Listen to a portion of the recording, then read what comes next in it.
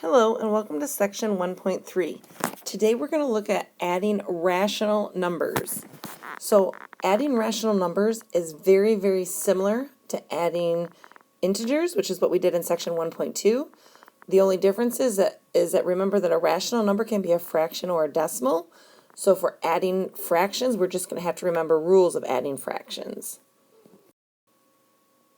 So because of this, we are going to use the exact same rules when we add rational numbers as we did when we added fractions. So if you have two numbers that have the same sign, then remember your answer is also going to have that same sign. If you have two numbers that have opposite signs, then we're really going to be subtracting those numbers and then adding the sign of the biggest of those two. So we'll take a look at a couple examples here and see what we got going on. So let's go ahead and look at example 1. In example 1, we're going to find the sum of a negative 8/3 plus 5/6.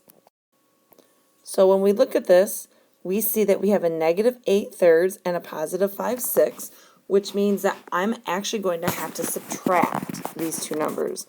So what I'm going to do is remember when we subtract fractions, we have to have the same denominator. And I need to get the denominator needs to be 6 for both of these. So if I multiply my 8 by 2 and my 3 by 2, I end up with a negative 16/6. And I'm going to be adding that to 5/6. Now when I look at these two fractions here, the 16/6 is bigger. So I know that my answer is going to be negative overall, and I'm really going to end up subtracting. So I have negative 16, or I have 16/6 minus 5/6, and this is going to give me 11/6. So because we said 16/6 was bigger, I know that my answer will be a negative 11/6, and that will be my final answer then. Now, I'm okay if you leave this as an improper fraction. So you can either leave this as an improper, or you can write this as a negative 1 and 5/6. So either way, I'm good with your answer as long as it's in one of these two formats. Please pause the video and try these three problems on your own, and then come back and check your answer. So for number 1 here, I notice right away that both of these have the same sign. So because I'm adding two rational numbers that have the same sign, I know in this case my final answer is going to be negative because they're both negative numbers. Also, I'm adding fractions, so I see both of these have the same denominator, which is 2. So I'm going to go ahead and carry that 2 down into my denominator. And then remember, when I'm adding fractions, I'm going to add their numerator since my denominator is the same. So 1 plus 3 is 4. And a negative 4/2 is really going to simplify down to a negative 2. Now when I look at number 2, I see that I have this mixed number of a negative 1 and 3/8 right here. So I personally like to write those as improper fractions. And to do that, remember we're going to take this 8 in the denominator, multiply it by 1, which gives me 8, and then add the numerator. So 8 plus 3 is 11/8, and that is a negative 11/8. And then we're going to be adding 3/4 to that. Now because I'm adding fractions, I really have to have common denominators. So that means it looks like between 8 and 4, 8 is going to be my common denominator, so I'm going to have to multiply my 4 by 2, which means I also multiply the 3 by 2. So really, I end up with a negative 11/8 plus 6/8. I can see 11/8 is bigger than 6/8, so I know my final answer is going to be negative. And because I have a positive and a negative number that I'm adding together, I'm really going to be subtracting those. So 11/8 minus 6/8 is really going to give me 5/8, and that means my final answer then is going to be a negative 5/8. And finally, for example 3, I'm still adding two numbers that have different signs, but at the end of the day, I need to make sure that they both have the same denominator.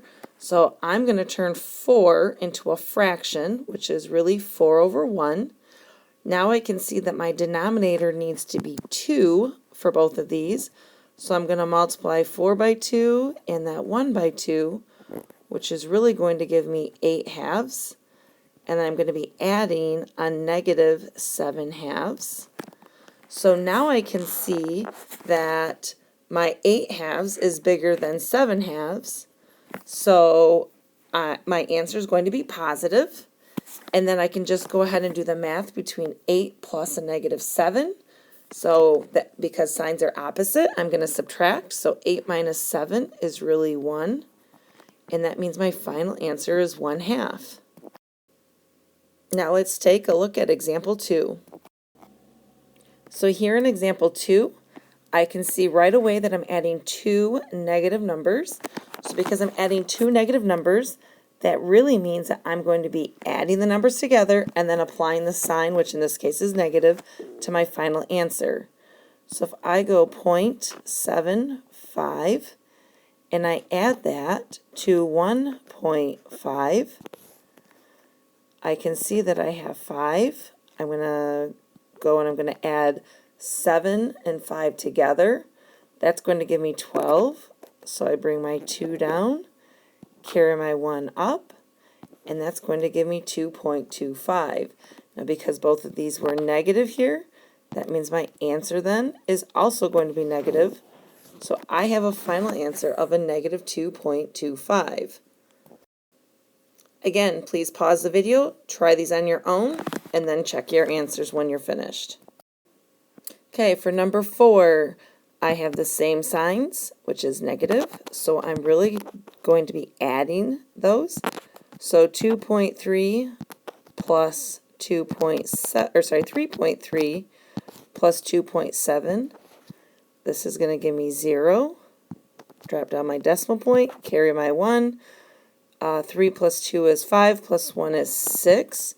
So my answer is really going to be a negative 6.0. For number 5, I have 5.35 plus 4. My signs are different, so that really means I'm going to be subtracting. So here I have 5.35, and I'm going to be subtracting 4 from that. So that really gives me 1.35. And then because the 5.35 is bigger, and that's negative, my final answer will also be negative. Likewise, when I go to number 6, again, I have two different signs on my addition problem. So that really means I'm going to be subtracting these. So when I subtract these, I can bring down my 5. I'm going to have to borrow from this 1, which that makes it 16. 16 minus 9 is going to give me 7. And because the 1.65 is a bigger number than 0.9, my answer is going to be positive. So I end up with a positive 0.75. And finally, we have example 3. So in example 3, we have a table that shows the annual profits, which are measured in millions of dollars, for an online gaming company that ranges from 2013 to 2017. Positive numbers are going to represent what we call gains, okay, which is where they're making money. And negative numbers are going to represent the losses, which is where they're losing money. So we have to figure out which one of these 4 statements is accurate. When all is said and done over that 5-year period, we're trying to figure out if they're making money or losing money. So, as we've discussed in class, there's many different ways that you could do this. Okay, to start out with, I'm going to take the approach of adding my negatives together first. So I have 4.75, and I'm going to add that to 1.7. So when I do that, I can bring down my 5.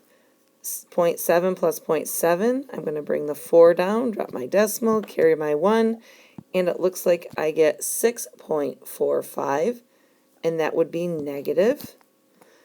Then I'm going to go ahead and add up all my positive numbers. So here I have 1.7, 0.8, and 3.2 that we're going to add together.